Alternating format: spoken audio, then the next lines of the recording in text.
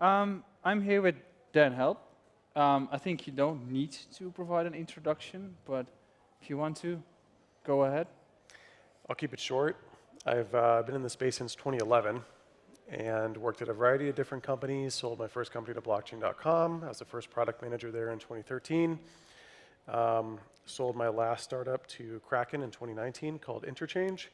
And at Kraken, I led marketing from 2019 through 2022. In parallel with that, I also have produced a series of long-form content and short-form content on Twitter, LinkedIn, and my blog, where about 1 million people on social media follow me for my thoughts on Bitcoin. So people like to follow me because I distill concepts around Bitcoin and make it very, very simple. Bitcoin only, right? I'm a Bitcoin-only guy. Sorry to disappoint. There's enough to talk about Bitcoin. We just had a chat over there. I think if we want to talk about what's happening in the Bitcoin ecosystem right now, the first thing that I wanted to touch upon is the crash that we had nearly 2 weeks ago. It didn't have anything to do with the existence of Bitcoin, but it has a negative impact to the entire system. Yeah, I mean, Bitcoin dropped the least out of everything else. Compared to the alts, Bitcoin looked relatively stable. Mm-hmm.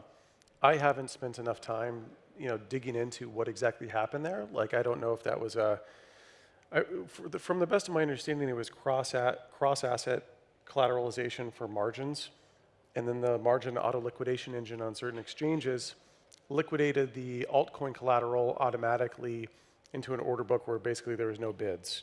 And then, of course, like price discovery means that the price is going to be super low once the bid gets hit.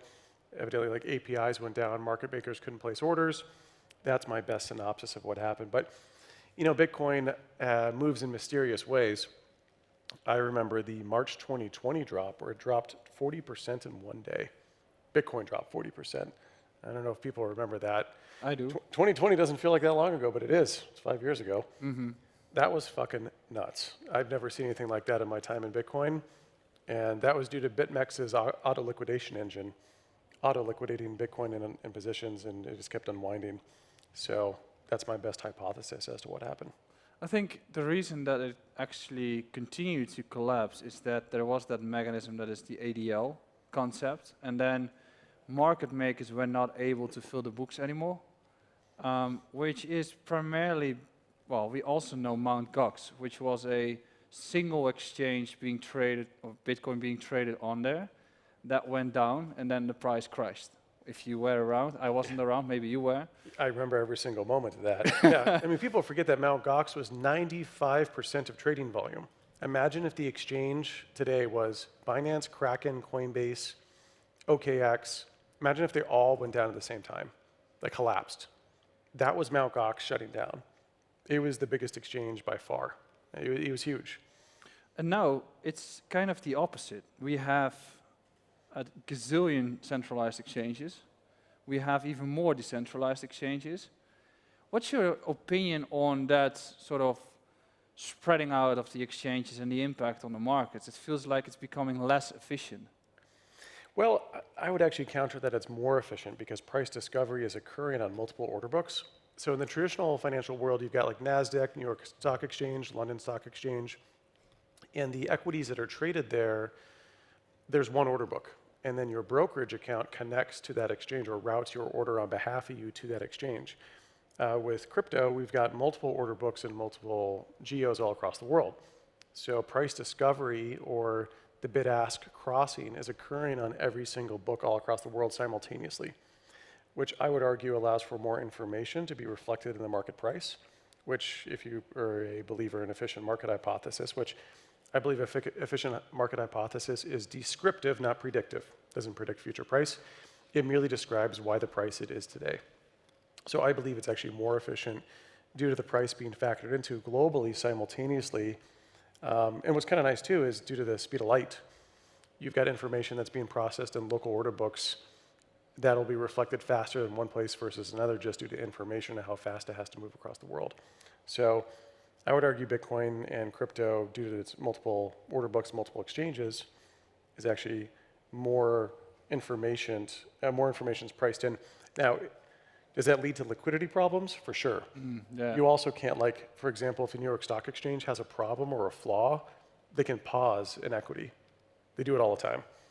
But with Bitcoin, since price discovery is occurring on all these order books, if Coinbase decides to pause it, the market price is still moving somewhere else, which leads to Bitcoin being one of the most resilient markets in the world. It never closes. It's 24/7. I mean, it's indeed the liquidity issue that needs to be spread out and then becomes very thin on all the order books because there is just not enough. But on the other hand, we have the impact of traditional finance on Bitcoin. I mean, every day there is a new debt being created that has Bitcoin in there. And I've been discussing this yesterday on the main stage too, that there are also many sorts of altcoins that are being included in treasury companies. In essence, it has a positive impact on Bitcoin as a whole.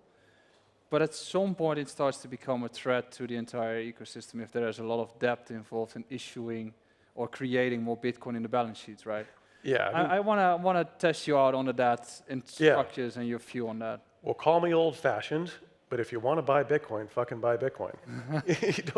you don't have to buy a DAT to buy Bitcoin. DATs are basically a levered play on Bitcoin. You want to buy a DAT because you believe that the DAT equity price will go higher than Bitcoin's price rise over time.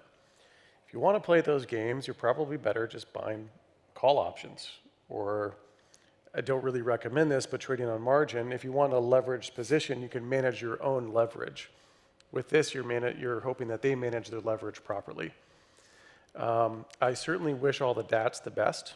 I'm not here to say that they are inherently risky or bad, but if you want to own Bitcoin, just own it outright.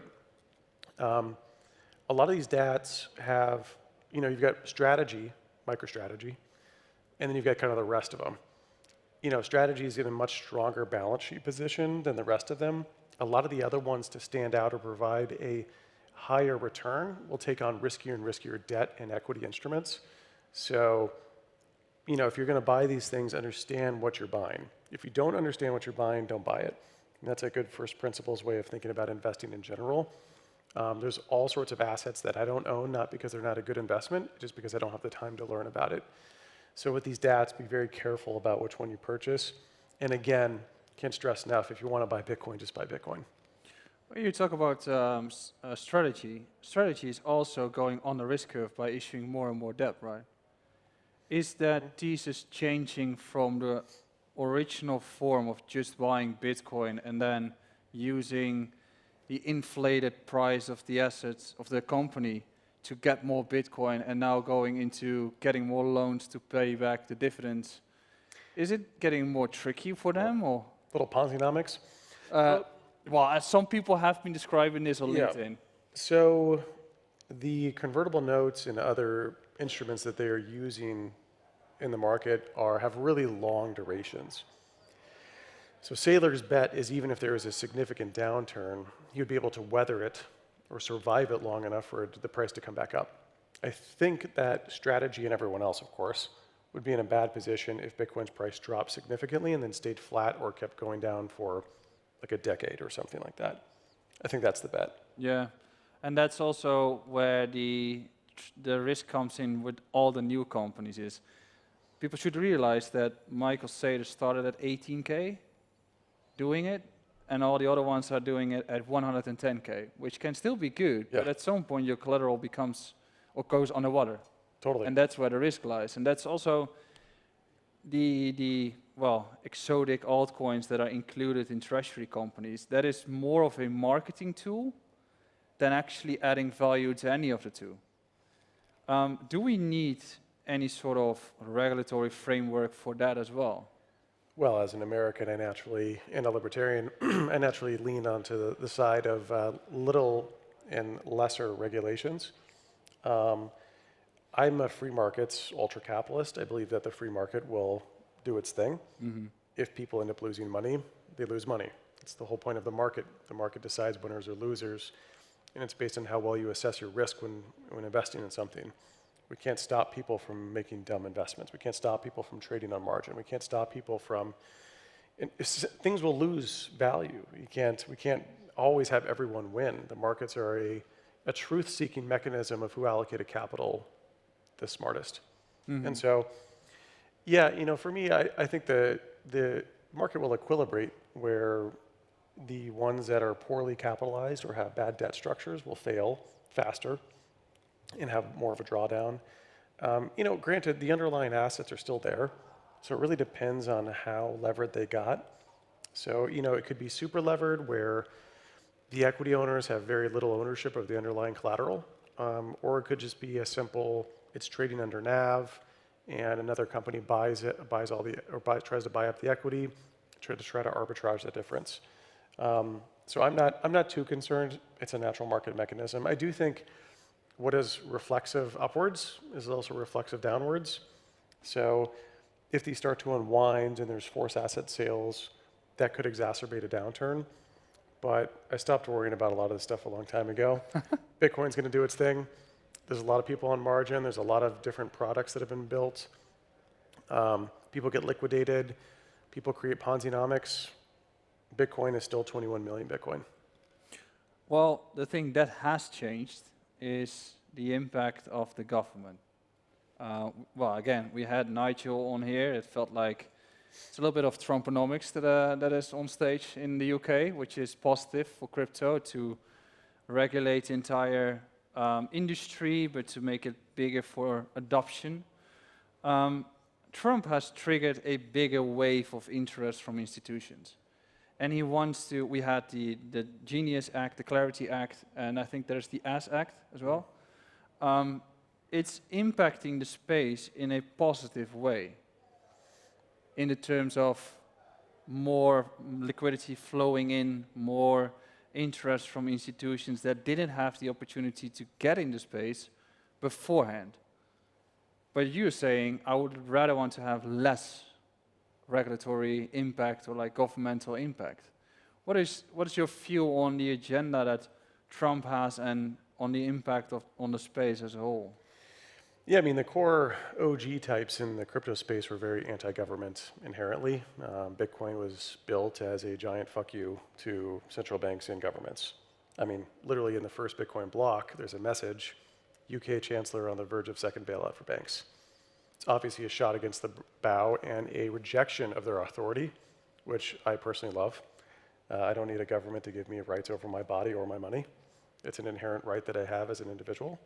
So, first off, I reject the premise that governments should control or own us in any sort of capacity. But given the fact that we live in a game theoretic world where we have to make decisions where we exist with governments, for them, it's been interesting because in the beginning, in the very early days in Bitcoin, like in 2013, we thought we were going to get our doors kicked in.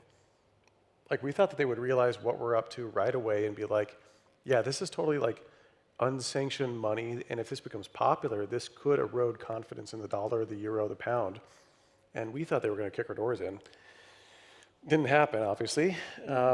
And we're surprisingly seeing governments pull it in deeper into their existing financial systems, which, again, the core premise of this is to undermine the confidence and belief in fiat currency. Despite that, they seem to just have absorbed it. I think the government entity, whether it be US government, UK government, they're so nebulous and just bureaucratic and slow and misaligned incentive-wise that they don't even realize their existence is coming under threat from this. I think they're so arrogant that they don't believe it could ever happen, And so seeing the President of the United States talk positively about crypto is great. Seeing these regulatory frameworks put together are awesome that are more permissive. Bitcoin will be this cancer that infiltrates all of the existing financial system. And so I welcome this era of Bitcoin, where Bitcoin, you got BlackRock, what do they manage? 20 trillion? I don't know, some astronomical sum. The largest asset manager in the world. And we've got the CEO, Larry Fink, hard shilling Bitcoin on stage on CNBC. That's incredible.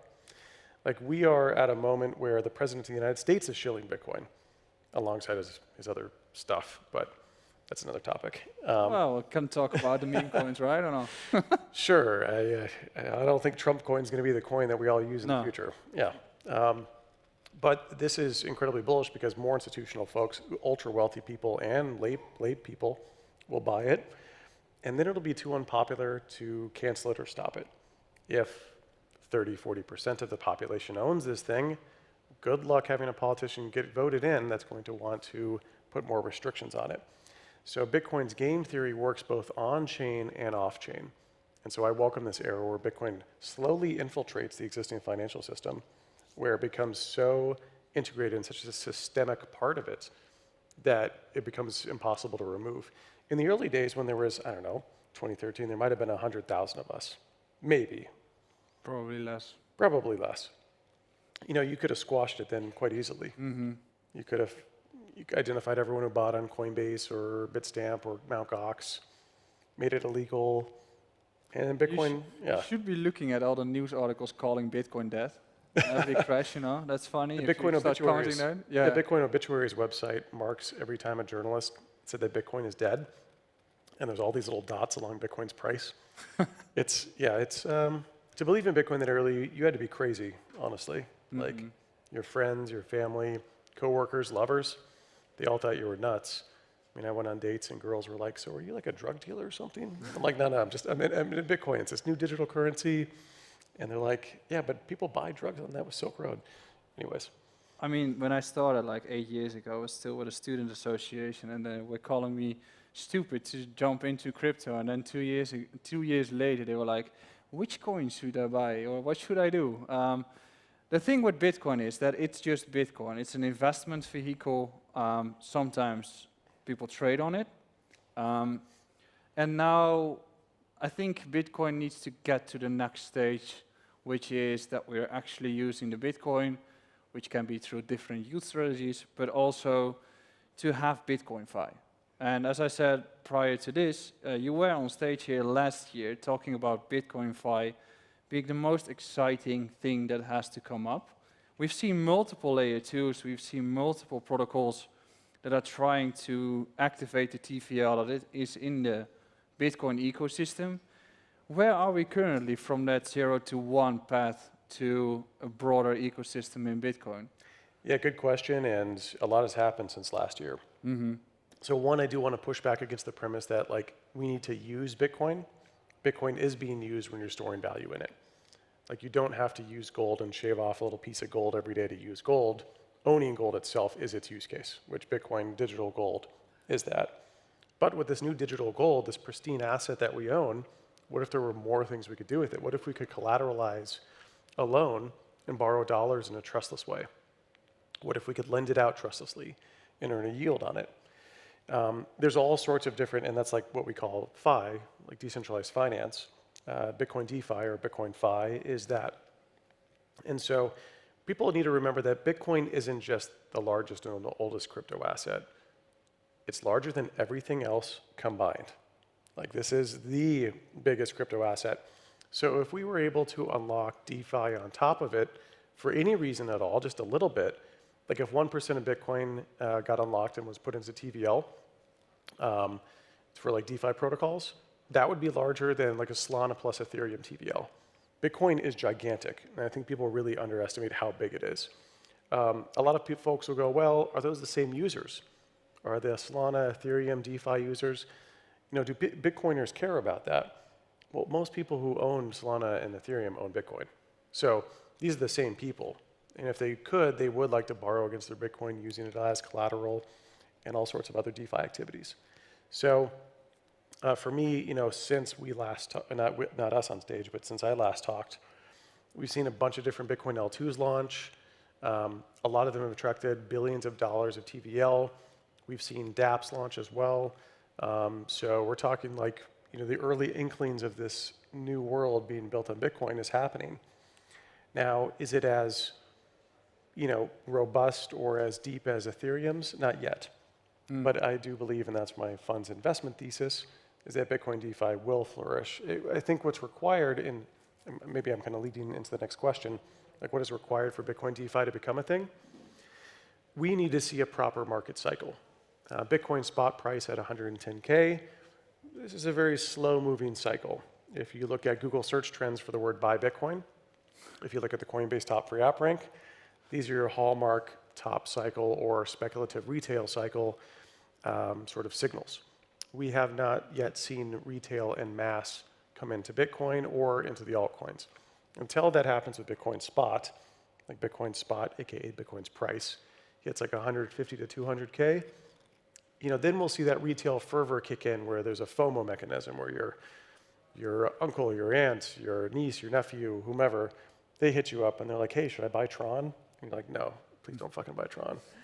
But just buy Bitcoin. So, I haven't had that happen yet. That's usually my signals, my high school acquaintances, not friends. Acquaintances come out of the woodwork. They ask me about literally buying Tron and like Ripple.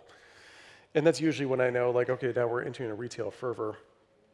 We haven't had that happen yet. So, until that happens, I don't think that speculative flywheel mechanic hits Bitcoin DeFi yet either.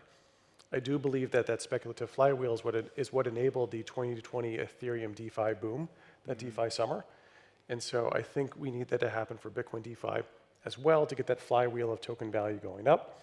People use that to incentivize users to pull them in to provide liquidity, and that kind of bootstraps. It's like your when Uber or Lyft, when they offer you, $5 off your ride, and that's using VC capital to get you to use the product, and it creates a flywheel effect. And with DeFi, using the token, it's a quasi form of equity, you can use it as a flywheel to pull in users into your protocol. So until that speculative fervor occurs, that flywheel effect won't kick in. If we talk about the retail interest in the markets, there are a few interesting concepts that are maybe still applicable, which is the 4-year cycle. As a Bitcoin maximalist, Plan B, a Dutch one, is also a Bitcoin maximalist, has made the stock-to-flow model. Is the 4-year cycle still alive? Or, I think you've created a long read on this as well. Are we in a super cycle? Well, I can answer both. So, I always believe there will be cycles in Bitcoin, mainly because we see cycles existing in traditional equities. They always will exist. There'll be an over-allocation, over-exuberance, and then a pullback. And so human beings haven't changed in 4 years. Mm-hmm. So human beings will act like human beings, and they'll be greedy, and then they'll be fearful. So we're going to continue to see the cycles. Now, is this going to be a classic 4-year cycle or not? Well, Bitcoin did come from, 15.6 or so it was. That was the low just a couple of years ago, all the way up to 110K. So, that's a pretty decent bounce back from lows. Are we tracking exactly like the other 4-year cycles? No, this one seems to be taking longer. Does it invalidate the 4-year cycle? I'm not sure. I think it remains to be seen. Yeah, I think the fact that we have the ETF has pushed up the price of Bitcoin significantly with the billions coming in. Otherwise, if the ETF wouldn't be here, then Bitcoin would probably be trending around 50K or so. That sounds about right. Yeah, I would agree with that. And that's basically correlated with the retail interest right now. The retail interest is in gold. Well, the BlackRock Bitcoin ETF was the most successful ETF ever to launch in history. Yes, but there are queues for gold at this point. Sure. Yeah, gold still has a good mimetic value. And gold is quintessential form of store value. It's the oldest we have on record, it's still continuous. I think gold and Bitcoin are going to coexist for now until later, decades from now, as older people die off. As the phrase goes, science progresses at the death of every scientist. Same with these old concepts as well. Bitcoin will be adopted by younger cohorts, and gold will eventually be like, what the fuck am I doing with this gold brick? Like, how do I sell this thing? Like, you shave off a piece to pay for a bread? I don't even know. So you could try to do that. You could try, yeah. It's getting smaller and smaller the higher the price goes, though. Yeah. Look, people argue, well, gold has other utility. It's used in electronics and jewelry. Well, jewelry is a display of wealth. It's a display of a store of value asset. It's not an alternative use case. You're just displaying the wealth. And then electronics usage for gold has only existed for 50 years, 70 years. I think the only reason why I bring up gold is that you kind of have the same investment thesis when it comes to Bitcoin, and gold has taken off massively. Totally. It's so far off in terms of volatility to the upside. why is Bitcoin not following through? It's a good question. And I'm not going to pretend that I know the answer. No, but from your perspective, is it the My government opinion? shutdown, or is it just the lagging indicator, or? Well, right now, Bitcoin's trading like a higher risk, like a higher beta equity play. It's a high risk asset. That's how it currently is traded. That's how most folks look at Bitcoin. What's funny is Bitcoin is a boring store value asset that has had its adoption curve basically created through solely through speculation. Bitcoin, when I'm old, I'm 37, so maybe in 30 years, 40 years, my grandkids are going to be like, Grandpa, who the fuck wants to own Bitcoin? Like it might go up like 1% a year. That's Bitcoin's ultimate purpose. It will be a boring store of value asset in its final price, like way in the future. Right now is the price discovery, the price going up and down, of people going, well, is this going to be gold 2.0 or not? And that requires time. Humans build trust with something over time, and that takes decades. If you look at other technologies, if you look at their adoption curves, if you look at how long it took people to become comfortable with things like equities and options. Equities, of course, were introduced about like 400 or 500 years ago. They were actually viewed very skeptically. So any new asset type takes time to get in terms of like market penetration.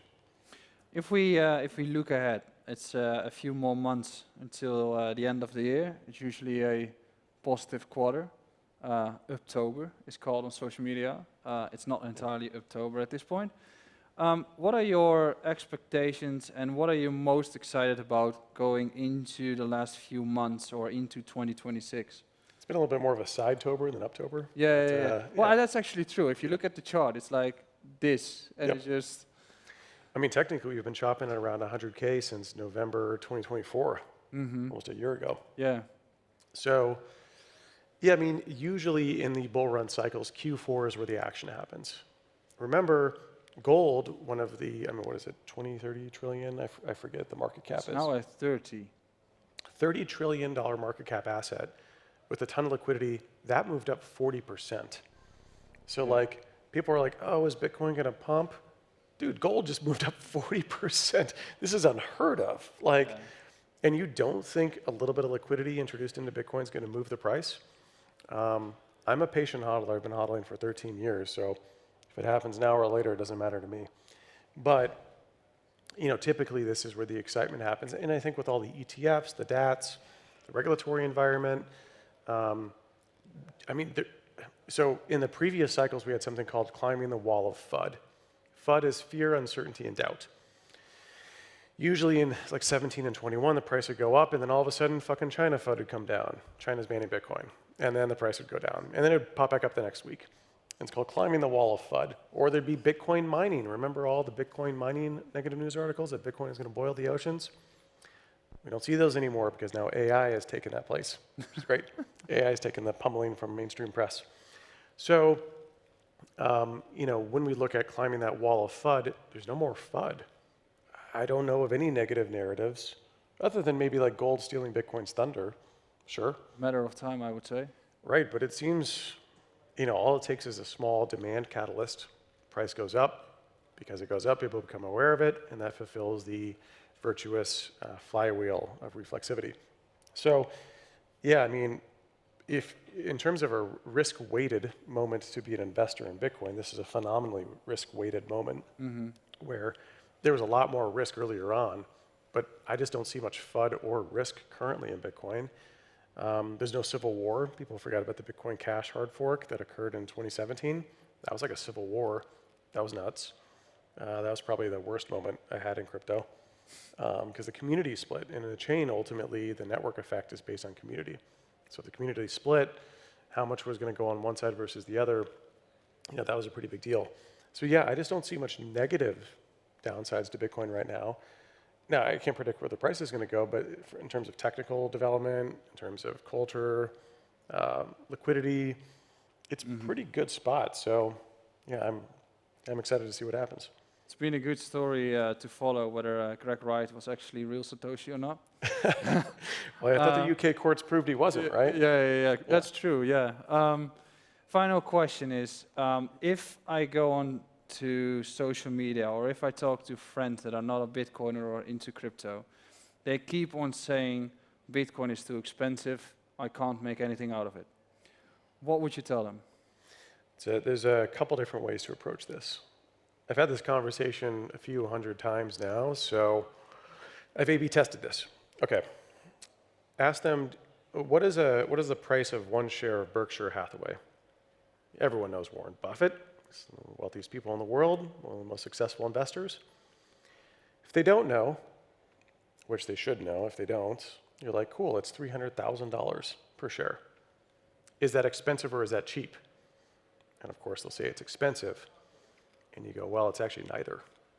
It's the price per share. Like I could have, and then you could frame it other ways too. You could say, well, you know, if a company has 1 trillion shares and they're $1 per share, and so the company's worth $1 trillion, or if the company has 1 share and it's $1 trillion a share, it's irrelevant. It's the price per share. It doesn't really matter. Then you know, if you want to use another narrative as well, you could say, well, you can buy part of a Bitcoin. Be like, Bitcoin's divisible just like a pound or a dollar. They're broken down into sub pieces that you can own. So any one of those play decently well, depends on your audience. If someone's a savvy investor, I bring up the Berkshire Hathaway one. If someone isn't, then you can bring up the per share, or the fact that it's like, you know, you can buy cents or a smaller denomination. I think those were good tips. I see that the time is on 0. I would strongly advise people to follow you. It's very entertaining and also insightful going through the Bitcoin cycle. So thank you very much for the time being on stage here. And thank you everyone for coming to the final Fireside chat of today. Thank you.